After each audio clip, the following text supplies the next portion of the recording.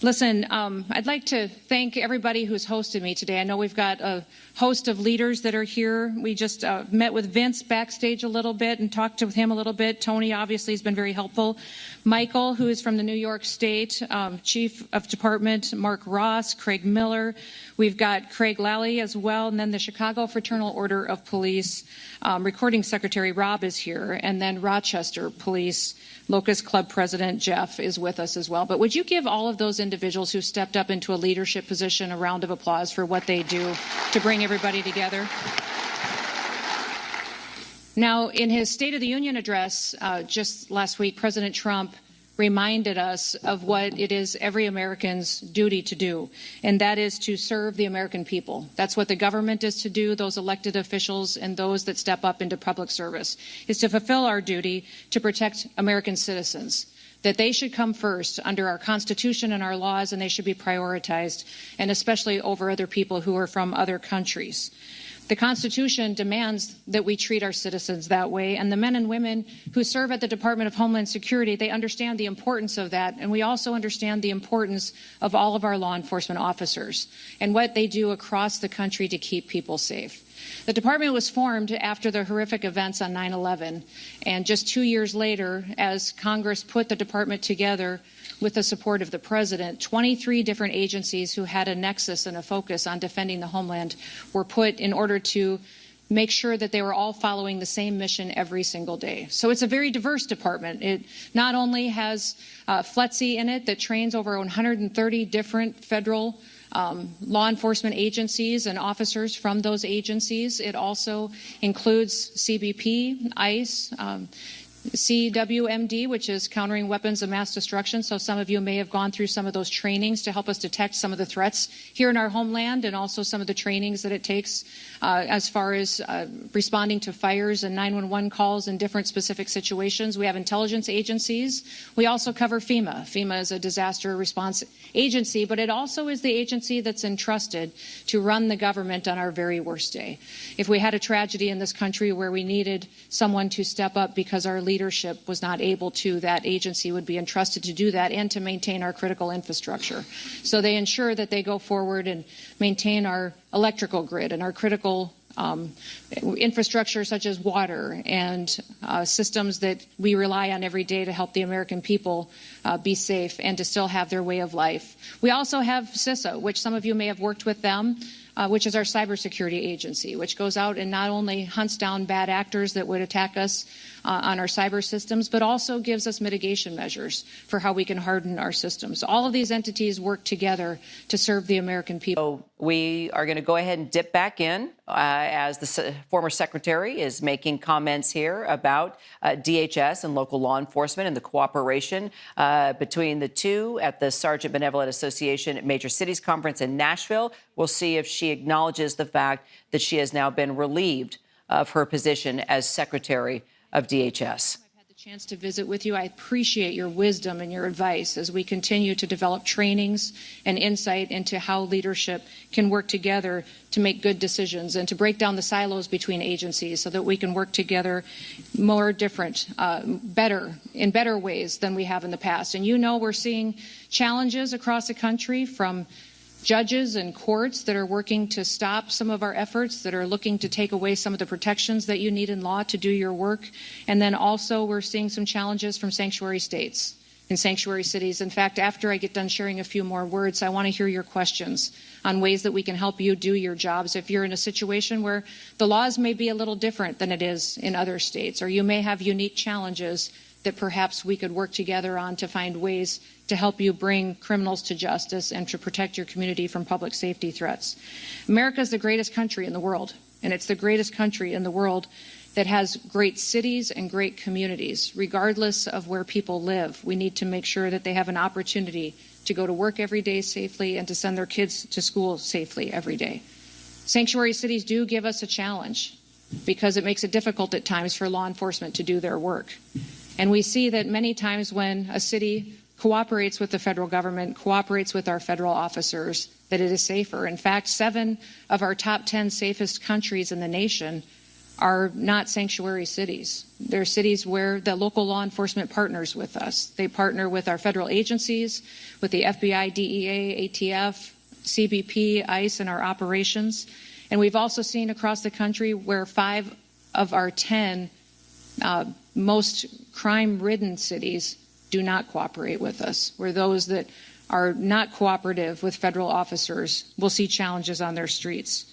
We've seen a lot of different situations from city to city. The one thing I would encourage you that no matter how frustrated you may be with some of that we can find a way to work together to do some good work for our people. In fact, even in Memphis, where we saw different leadership, we had different parties in the governorship and in the mayor, we still were able to arrest and bring to justice over 2,600 criminals, and in a way that significantly dropped their crime rate and significantly helped those communities continue to take those public safety threats off the streets.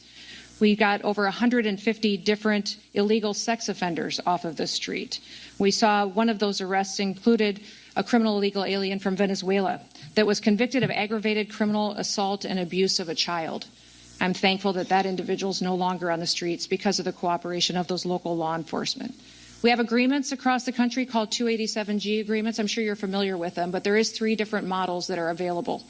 One is a jail model that helps us with some detention. The other is a warrant service officer model that is extremely helpful for us to make sure that we can take jurisdiction or of an individual who's a criminal in the safety of an environment of a courthouse or a jail, and they can be turned over to ICE so that we have the ability to return them back home. And the other model would be in the task force model, which I hope many of you have the opportunity to cooperate with us in, where we can use our different authorities to go out and go after the worst of the worst, those targeted operations that go after violent offenders and criminal offenders, and that we can bring them to justice and get them out of your city and your state. We've seen that program go from before President Trump was in office to only 135 of those agreements across the country signed, to now we have over 1,400 of them in place. And it's been very beneficial to make sure that we've removed over 400,000 criminal offenders out of this country. We've seen 3 million people leave our country that were here illegally, but over 750,000 of them were arrested and detained and removed. We'd much rather prefer that they volunteer to go home and that it can be a volunteer situation. But if not, if people are here illegally and committing crimes, we want to make sure we're able to detain them and get them out of your communities before we create more victims in the United States. I'm grateful for the work that you do because it's made a difference across this country. This last year, we've seen our murder rate in the United States of America drop to the lowest level since it's ever been recorded. And we've recorded our murder rate across the country for 125 years, and this year we broke the record for the lowest murder rate in the country, and that's because of the work of individuals in this room and individuals that we've been able to partner with.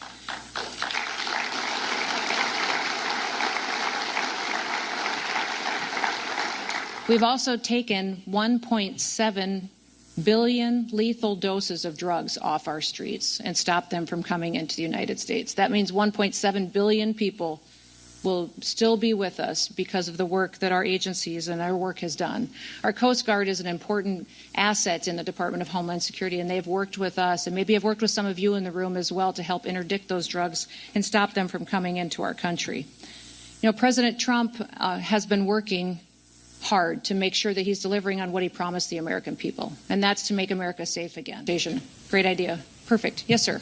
Good afternoon, Madam Secretary. My name is Chris Callaghan. I'm the Vice President of San Francisco Police Officers Association. First of all, I just want to say thank you for recognizing major cities and all of our police unions here across the nation. It means a great deal for you to be here today, so thank you for that. My question, local officers have increasingly been on the front lines of Homeland Security, yet we are still funded and staffed like a city responsibility, not a national one.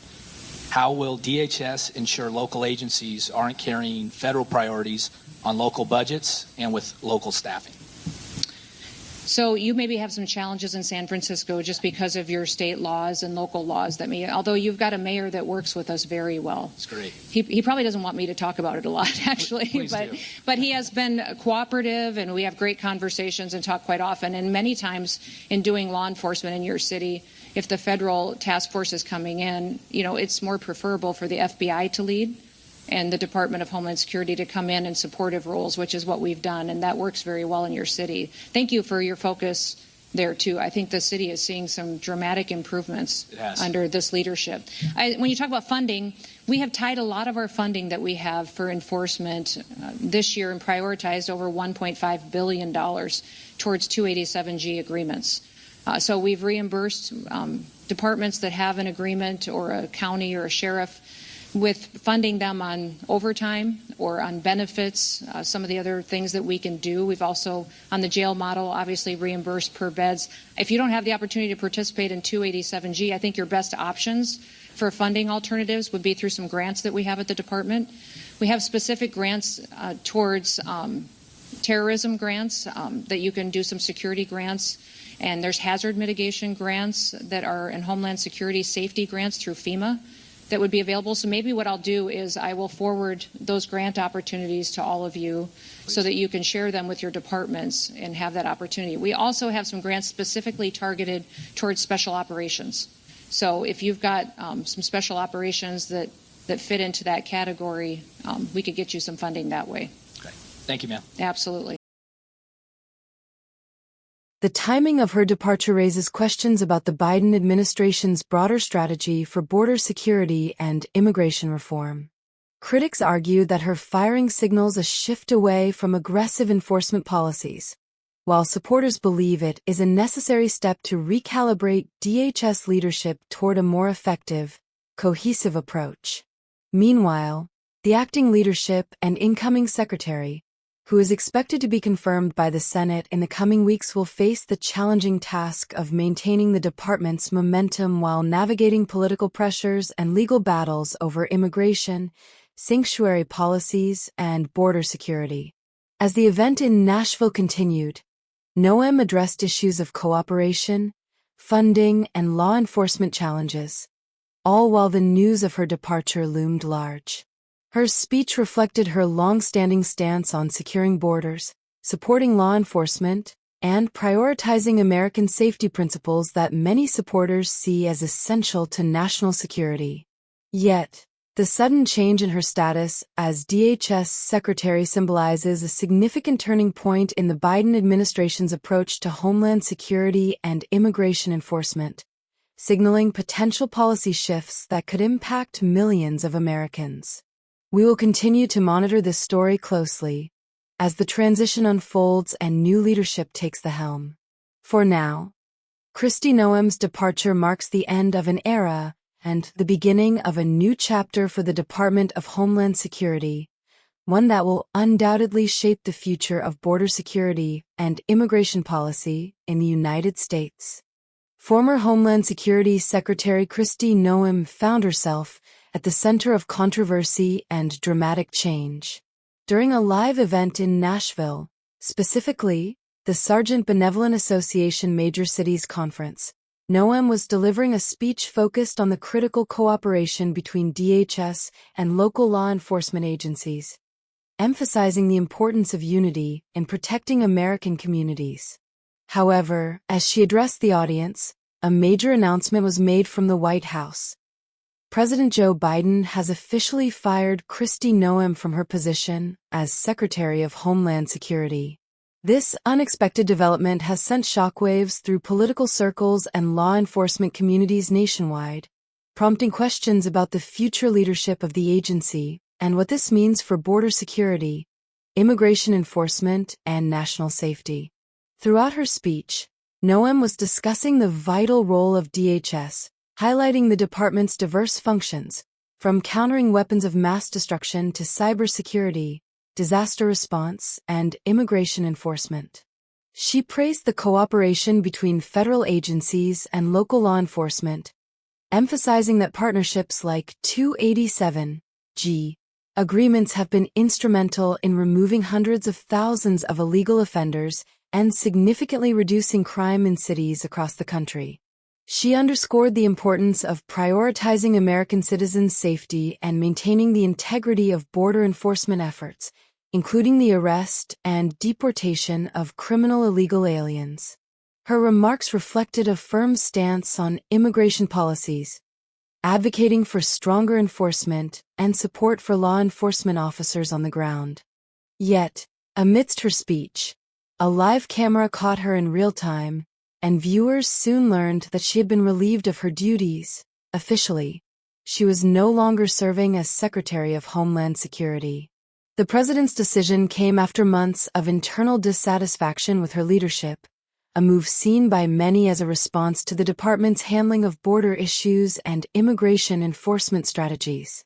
President Biden announced that Kristi Noem would be transitioning to a new role as a special envoy for the Shield of the Americas, a newly established security initiative aimed at strengthening cooperation across the Western Hemisphere. The president expressed gratitude for her service, but made it clear that a change in leadership was necessary to better serve national interests. Despite the firing, Noem continued to speak at the event, addressing the audience as if she was still in her role, a testament to the transitional period in DHS leadership. She reiterated her commitment to working with law enforcement, emphasizing the importance of law enforcement agencies' support and funding, especially in the face of political and legal challenges such as sanctuary city policies and court decisions that hinder federal enforcement. Her remarks also touched on the success stories from various cities, highlighting how cooperation between federal and local authorities has led to significant crime reductions, the removal of dangerous offenders, and the intercepting of vast quantities of drugs, including 1.7 billion doses of deadly narcotics.